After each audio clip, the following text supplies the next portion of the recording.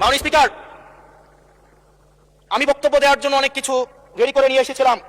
আমরা আইনমন্ত্রী, তারপরে হচ্ছে হফ করার জন্য, মদিনা সনদ পড়ার জন্য পড়েছিলাম, কিন্তু আন্দালিব রহমান পার্থ সাহেব যে বক্তব্য দিয়েছেন, আমরা ক্লাস 8-9 যে ডিবেট করতাম, সেটি রিভার্টাল দিলে 20 মিনিট সময় লাগবে। মাননীয় স্পিকার, আমি ওনার বক্তব্যের রিভার্টাল দিচ্ছি।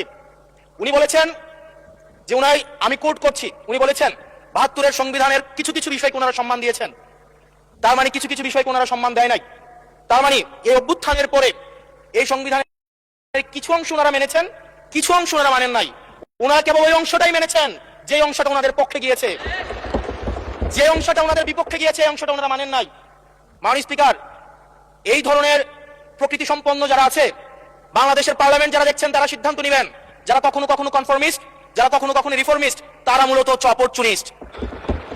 এখন আমি সংবিধানের কিছু কিছু ধারা মানবো, কিছু কিছু ধারা মানবো না। আমি কখনো কখনো সাংবিধানিক, কখনো কখনো আমি অসাংবিধানিক।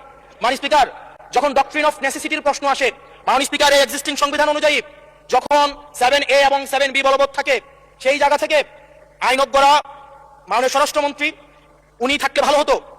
ডক্ট্রিন অফ নেসেসিটি মাননীয় স্পিকার 48-3 অনুযায়ী রাষ্ট্রপতি সুপ্রিম কোর্টের মাধ্যমে একটা এই 106-এর অ্যাডভাইজরি একটা রুল আছে মাননীয় স্পিকার। এই অ্যাডভাইজরি রুলের মাধ্যমে সংবিধানের ফান্ডামেন্টাল কোনো বিষয় কম্প্রোমাইজ করা যায় না।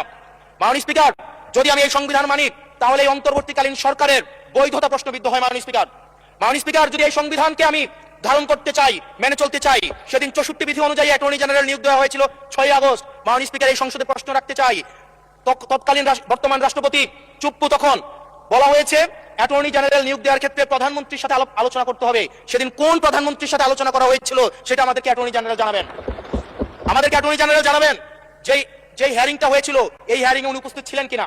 তখনকার সময় যিনি প্রধান বিচারপতি ছিলেন ওবায়দুল হক, তিনি তখন কোথায় ছিলেন, সেই রায়ের কপিটা আমরা দেখতে চাই। মাননীয় স্পিকার, মাননীয় স্পিকার, আপনি যখন বেগম হয়েছিল, সেটা থেকে সর্বপ্রথম ছাত্র জনতা যখন সিদ্ধান্ত নিয়েছিল আর এক মুহূর্ত বেগম জিয়াকে কারাগারে থাকতে দিবে না, বেগম জিয়াকে রাষ্ট্রপতির আদেশের মধ্য দিয়ে বেগম জিয়াকে সেদিনই হচ্ছে কারাগার থেকে যে জুলুমের মধ্যে রাখা হয়েছিল, সেটা থেকে ছাত্র জনতার রায়ের মধ্য দিয়ে সেখান থেকে বের করে আনা হয়েছিল। মাননীয় স্পিকার, যদি এই সংবিধানকে বাইবেল ধরে নেই, এই সংবিধানকে যদি গসপেল ধরে নেই, এই গসপেলের পুরোহিত অনুযায়ী যেভাবে ভ্যাটিকান সিটি চলে, সেটা যদি আমরা ধরে নেই, তাহলে মাননীয় স্পিকার, সেদিন বেগম জিয়া জেল থেকে বের হতে পারেন না। মাননীয় স্পিকার, সেদিন বেগম জিয়া জেল থেকে বের হয়েছিল অভ্যুত্থানের জনরায়ের ভিত্তিতে। মাননীয় স্পিকার,